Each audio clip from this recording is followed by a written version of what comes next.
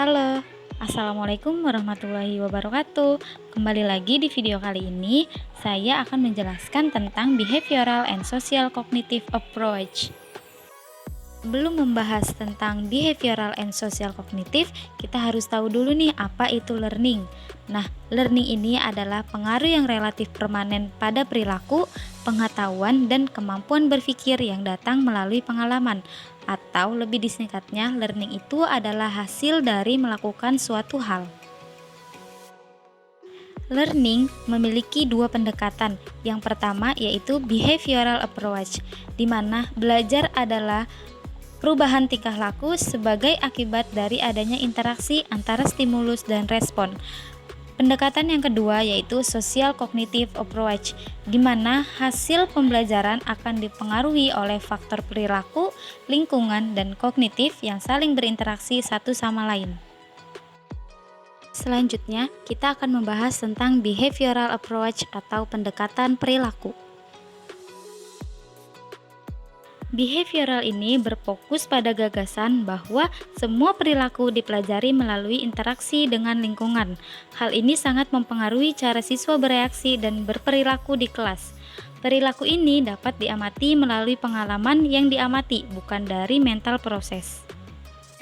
Dalam behavioral approach ini terdapat pendekatan associative learning, yaitu metode atau proses di mana pelajar mengaitkan respon tertentu terhadap suatu objek atau rangsangan. Associative learning ini dibagi menjadi dua, yaitu classical conditioning and operant conditioning. Yang pertama, classical conditioning, yaitu bentuk asosiatif belajar dengan stimulus netral dikaitkan dengan stimulus bermakna yang akan memperoleh kapasitas untuk merespon hal yang diinginkan. Pengkondisian klasik ini ditemukan oleh Ivan Pavlov, di mana ia bereksperimen memasang sebuah selang pada kelenjar liur seekor anjing. Bila diberikan sebuah makanan, maka anjing tersebut akan mengeluarkan air liur. Kemudian anjing tersebut diberikan stimulus berupa bunyi bel.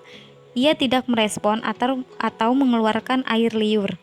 Sehingga dalam eksperimen ini, anjing diberikan makanan setelah dibunyikannya bel, sehingga anjing akan mengeluarkan air liur akibat pemberian makanan. Hal ini terus dilakukan secara berulang-ulang. Maka ketika anjing mendengar bunyi bel tanpa memberikan makanan, anjing akan merespon berupa keluarnya air liur dari mulutnya. Beberapa prinsip dari pengkondisian klasik, yaitu yang pertama ada generalization, yaitu kemampuan individu untuk bereaksi terhadap stimulus baru yang mirip dengan stimulus yang telah dikenalinya. Lalu yang kedua ada discrimination, yaitu cenderung untuk merespon dengan cara yang berbeda pada dua atau lebih stimulus yang serupa. Yang ketiga yaitu extinction, di mana proses melemahnya respon terkondisi yang telah dipelajari dan pada akhirnya akan menghilang. Yang kedua, operant conditioning. Pendekatan ini terkenal dengan sistem reward dan punishment. Bentuk pembelajaran konsekuensi menghasilkan perubahan dalam perilaku yang akan terjadi. Reinforcement adalah meningkatkan terjadinya suatu perilaku. Reinforcement ini terbagi menjadi dua, reinforcement positif dan reinforcement negatif. Lalu punishment, yaitu mengurangi terjadinya suatu perilaku. Punishment ini terbagi menjadi dua, yang pertama punishment positif dan yang kedua punishment negatif. Selanjutnya, strategi reinforcement. Yang pertama yaitu memiliki reinforce yang tepat. Yang kedua, menentukan jadwal reinforcement yang baik. Lalu yang ketiga, membuat kesepakatan antara murid dan guru. Yang keempat, menggunakan negative reinforcement secara efektif. Dan yang kelima, memberikan reward. Yang kedua, kita akan membahas social cognitive approach atau pendekatan sosial kognitif. Pendekatan sosial kognitif ini menekankan bagaimana faktor perilaku, lingkungan, dan orang atau kognitif saling berinteraksi untuk mempengaruhi hasil dari pembelajaran. Dalam pendekatan sosial kognitif terdapat dua pembahasan. Yang pertama mengenai teori sosial kognitif menurut Bandura dan yang kedua mengenai pembelajaran observasional. Teori sosial kognitif menurut Bandura. Yang pertama, kognitif mempengaruhi perilaku, di mana siswa dapat mengembangkan strategi kognitif yang efektif untuk meningkatkan kinerjanya. Yang kedua, perilaku mempengaruhi kognitif, di mana strategi belajar yang baik akan menghasilkan nilai yang baik pula, dan nilai yang baik akan menghasilkan harapan yang positif.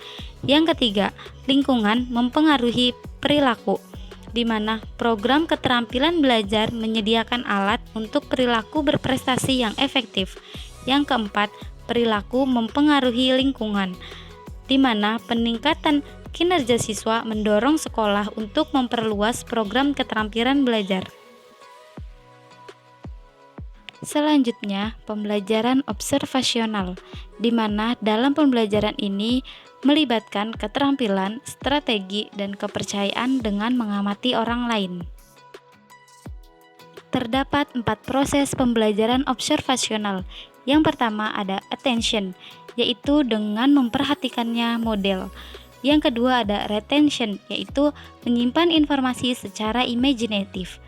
Yang ketiga ada production, yaitu diterjemahkannya dalam bentuk tindakan yang efektif. Yang keempat ada motivation, di mana motivasi dan memperhatikan apa yang sudah dipelajari. Sekian pembahasan dari saya, kurang lebihnya mohon maaf. Wassalamualaikum warahmatullahi wabarakatuh.